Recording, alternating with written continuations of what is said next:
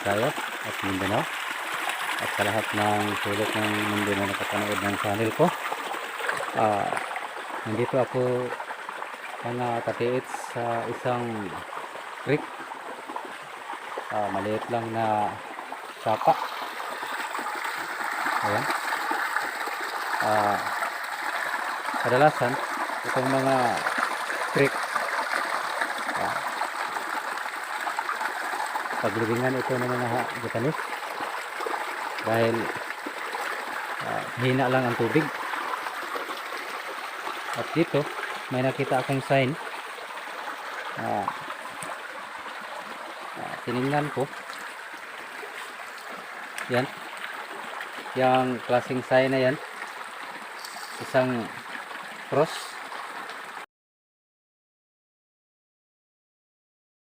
na may dot dito. Ang ibig sabihin, target to treasure, at may arrowing dito. Ayan, arrowing, linilinisan namin, at may small dot dito. Ang ibig sabihin, may tinatarget itong treasure. Ayan, isang cross sign na may dot. Ang ibig sabihin mga bro, target to treasure, yan ang deposito, yan ang letter V, yan, pinagdugtong lang nila yan, at cross, yan, pero ang direction niya, doon, yan, sa isang bato na yan, ito ang arrow, arrowhead, at ito ang small dot, yan mga bro, yan. Puntahan natin dito banda. Yan, formation siya mga bro. Dito ang kanyang arrowing, at tinuturo niya yung batong yan. Tingnan natin kung anong makikita sa bato na yan dito. Sa tingin ko mga bro ay isa siyang pyramid. Ang pyramid ay nag-indicate yan ng treasure. Yan ang tandaan natin. At dito may nakita akong sign. Ayan, bilog. Ang ibig sabihin yan ay treasure na nasa bato, at may distance pa dito. Yan, may distance na binigay, 7 to 10 meters ang distance. At yan yung pyramid dito. At dito, tingnan natin mga bro, basahin ko ng tubig. Ayan, tingnan, isa yung arrowhead, yan ang dapat nating bantayan sa treasure hunting, isang arrowhead. Ayan, isang arrowhead na doon ang direksyon niya, sa isang bato doon na malaki. At ito ang kanyang pointing direction doon. At dito mga bro, may nakita akong letter C, entrance ang sinasabi, letter C. Yan, pantayan natin mga bro. Pag nakakita tayo ng sign, basain natin ng tubig. Yan ang sikreto para makita sa camera. Basain ng tubig. Ito, rock enclosed, dalawa ang kanyang guhit mga bro, sa ilalim. Ayan, makikita nyo, rock enclosed treasure. At dito may distance, doon tayo patungo mga brother. Basta mga trick mga bro, meron talagang mga nilibing ang mga hapon. Pero mag-ingat tayo dahil kadalasan ipinapaloob nila sa bato. Yan ang tandaan natin. Paghukay natin, sabihin natin na wala dahil bato lang ang nakita natin. Hindi natin alam na yung bato na nahukay natin ay yun na pala yun ang deposit. Dito tayo, doon ang bato na sinasabi ko, yun may mga sign ng track and close dito. Itong malaking bato dito ang sign na sinabi ng unang bato. Tatlong bato ito mga bro na nilagyan nila ng sign. At dito mga bro ang letter V. Yan,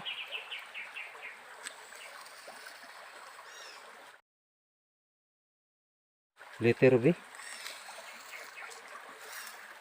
sinimulan ng kaya ng mga treasure hunter dito banda. Yan ang hukay nila, kwadrado. Iwan ko lang kung may nakuha sila dito. Yan, mababaw pa lang, mga 1 feet. Yun ang pinners. Doon sa unang bato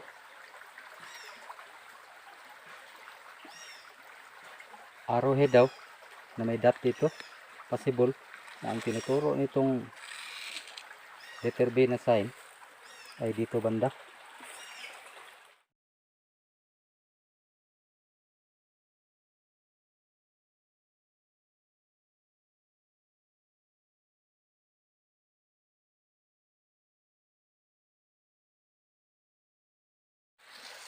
Diyan nila hinukay. Iwan ko lang kung may nakita sila dyan. Ito ay dinadaanan ng mga treasure hunter. Yan, babasain ko ng tubig.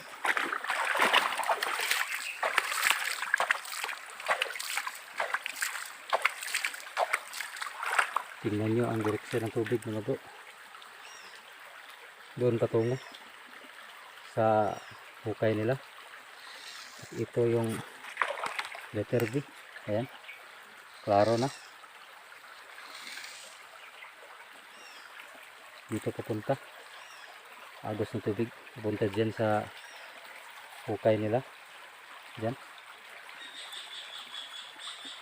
Yan ang dapat tandaan natin mga bro, na sa mga maliit na sapa katulad nyan, kailangan tingnan natin ang mga bato sa palibot dahil may mga sign. Ayan, balik tayo.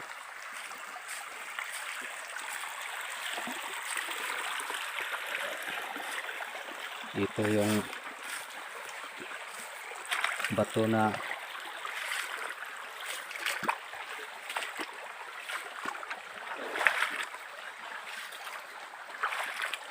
ay sign dito banda.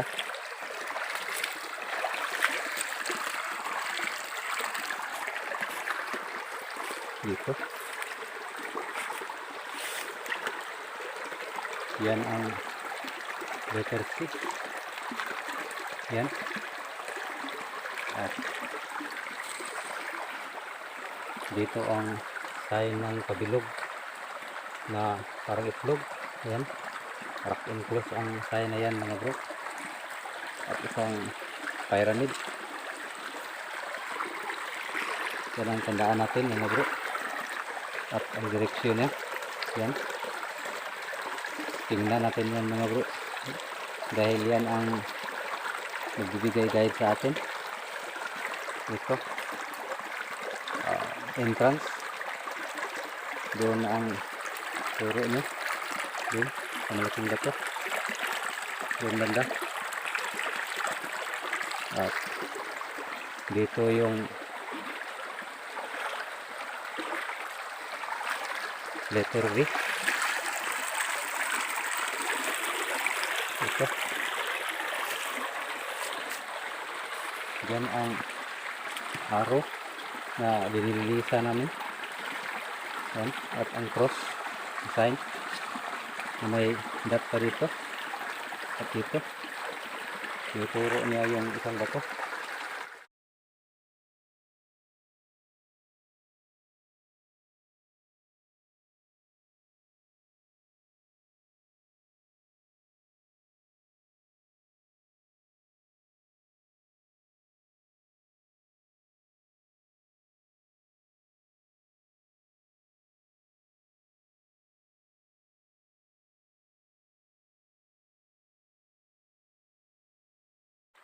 Yan ang dapat tandaan natin.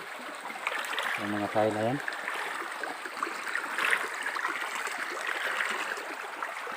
Ito, letter C. Ayan po. Maraming salamat sa nanonood ng channel ko. Golden Philippines, Treasure Untold. Sana lahat ng mga videos ko ay mapanood ninyo mga ka-TH. At ang mag-subscribe kayo at i-hit ang notification bell. At kung gusto niyo mapanood niyo ang lahat ng mga videos, pagkatapos ng notification bell, ipindot lang ang all, yung all, para makita niyo lahat ng videos ko. Ang notification bell ay notify lang kayo sa lahat ng upload ko, pero yung all, nakikita niyo lahat ang mga videos ko doon. Maraming salamat po. Magandang araw sa atin.